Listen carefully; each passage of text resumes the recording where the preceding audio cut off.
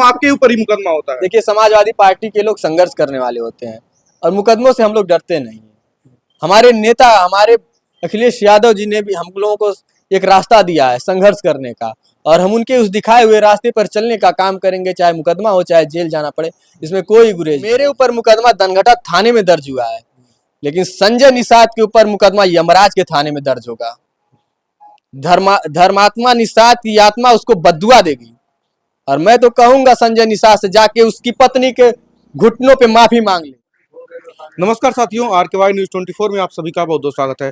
साथियों, आपको बता दें, हमारे साथ जो फ्रेम में दिख रहे हैं राजन यादव जी, जो छात्र सभा के जिला अध्यक्ष हैं संत कबीर नगर से, और हाल ही में इनके ऊपर मुकदमा दर्ज कराया गया था। और किस मामले को लेकर के मुकदमा दर्ज कराया गया था, आइए जानते हैं राजन यादव से। किस मामले को लेकर के आपके ऊपर मुकदमा दर्ज कराया गया था? देखिए, ये एक राजू दास जी हैं अयोध्या के, उन्होंने हमारे नेता, हमारे भगवान स्वर्गीय मुलायम सिंह यादव जी पर अभद्र टिप्पणी की थी, और उन्होंने जो टिप्पणी की थी मैंने उस चीज़ का जवाब दे दिया था। इस वजह से हमारे कुछ साथी जो है धनगढ़ा थाने में हमारे पर मुकदमा पंजीकृत करवाएं, जिसकी मुझे थोड़ी सी भी इस हृदय में, इस दिल में थोड़ा सा भी कष्ट नहीं है। तो आपको क्या लगता है, संत हैं वो और संत के ऊपर इस तरह से पेशाब कर देना कहाँ तक न्यायोचित है? आप लोग, मैं कहता हूँ, आप लोगों से अनुरोध करता हूँ, पहले तो आप उस आदमी को संत कहना बंद कर दीजिए।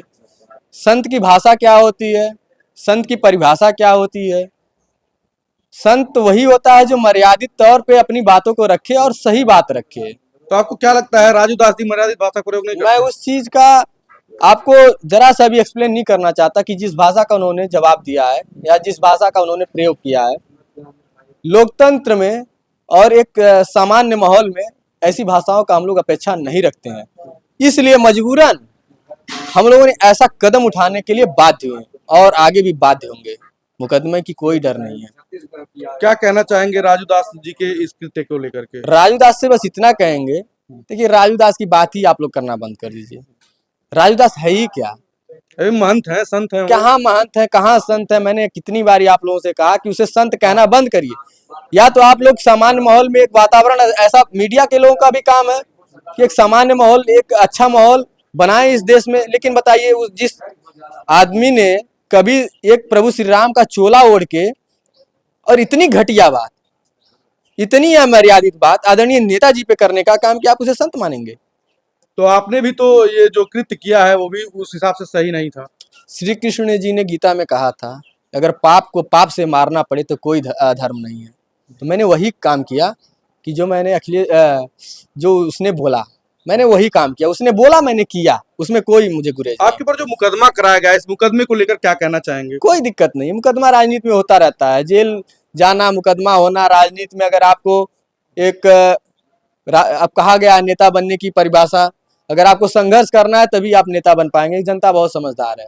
मान लीजिए आपके जो मुकदमा पंजीकृत हुआ है, अखिलेश यादव जी द्वारा क्या मदद मिली आपको? मैंने कहा ना, अखिलेश यादव मेरे एक बड़े भाई के तौर पर मेरी मदद करने का काम किया। किस तरह से मैं भावुकता भरी शब्दों से मैं उनको धन्यवाद देता हूँ। अखिलेश यादव, जब तक मुझे हाई कोर्ट से स्टे नहीं मिला तब तक वो एक बड़े भाई के तौर पे मेरे हर चीज़ों का, मैं किन परिस्थितियों में कैसे रह रहा हूँ, उन्होंने हर एक चीज़ का ख्याल रखने का काम किया और सारी चीज़ों का मैनेजमेंट उन्होंने किया। मैं एक कदना सा कार्यकर्ता, गरीब कार्यकर्ता था, मेरी कोई हैसियत नहीं थी हाई कोर्ट में एक अच्छे वकील करने की।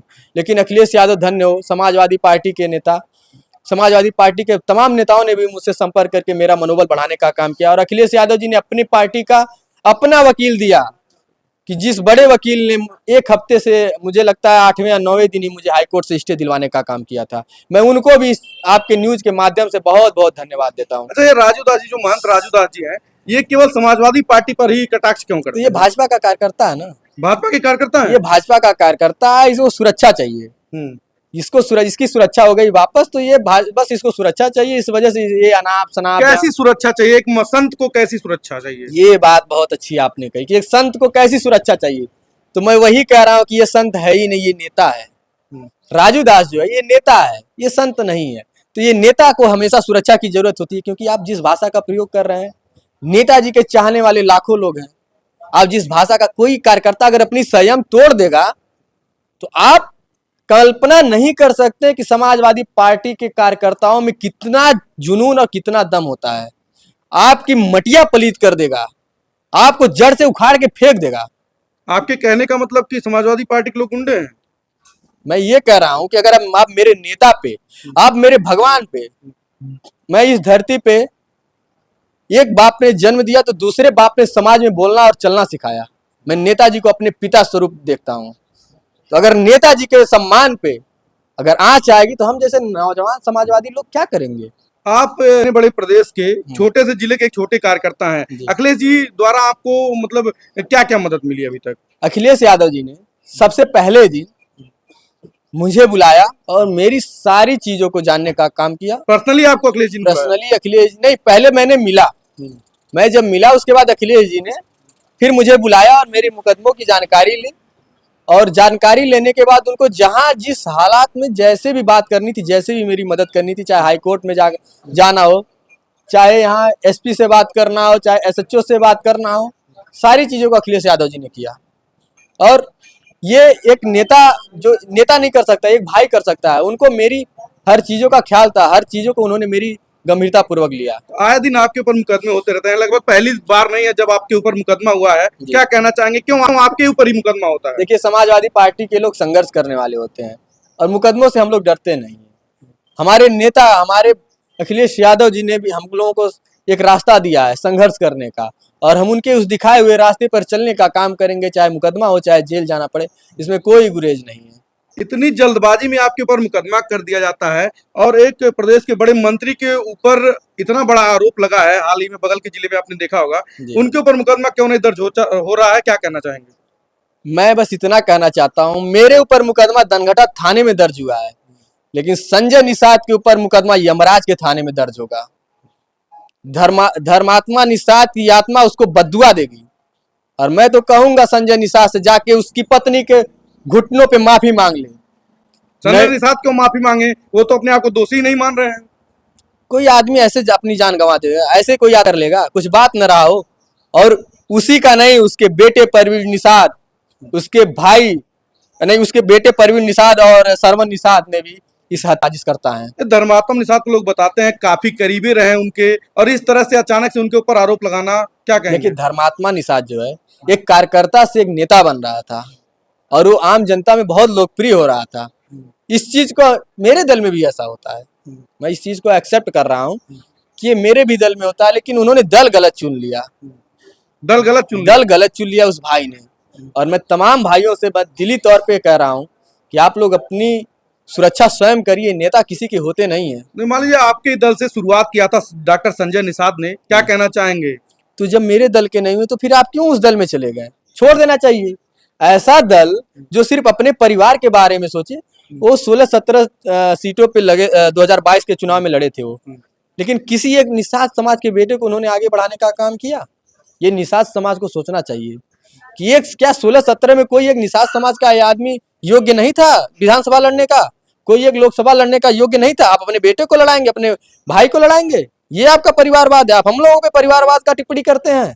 इस तरह से निषाद पार्टी के ऊपर जो आरोप लगे हैं, क्या आने वाले चुनाव में कोई प्रभाव पड़ेगा इसका? मैं कह रहा हूं ना, संजय निषाद के ऊपर यहाँ मुकदमा, अगर वो अपने मंत्रीपन का रसूख दिखा रहे हैं, यहाँ नहीं दर्ज हो सकता, लेकिन यमराज की अदालत में जरूर दर्ज होगा। और ऊपर बैठा भगवान हर चीज देख रहा है।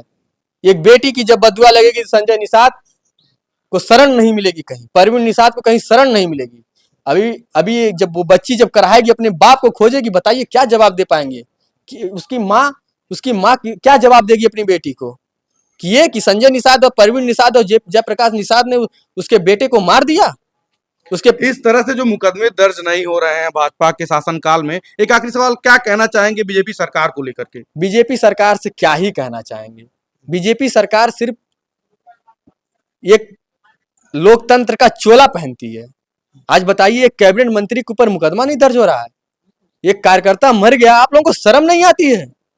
आप लोग, योगी जी एक साधु संत की, एक गोरक्ष के पीठाधीश्वर हैं, उनको कम से कम उस चीज की गरिमा रखनी चाहिए। चलिए आप नेता बन गए हैं, कम से कम मैं तो आपसे आग्रह करूंगा योगी जी, बड़े विनम्रता पूर्वक, कि आप उस परिवार को न्याय दिलाइए, क्योंकि अगर उस परिवार को आपने न्याय नहीं दिलाया तो कहीं न कहीं वो आपके दल का भी सहयोगी है और वो बद्दुआ आपको भी झेलनी पड़ेगी। एक आखिरी सवाल, अपने मुकदमे को लेकर, जिस तरह से आपके ऊपर मुकदमा करा दिया गया, क्या कहना चाहेंगे भाजपा के लोगों को? देखिए, भाजपा के लोगों ने कराया, वो मेरे अपने भाई थे, उन्होंने करा दिया। एक भाई ने कुछ कहा मुझसे, मैंने कहा अरे यार तुम नहीं कराते कोई और कराता, मुकदमा तो मेरे ऊपर होना था।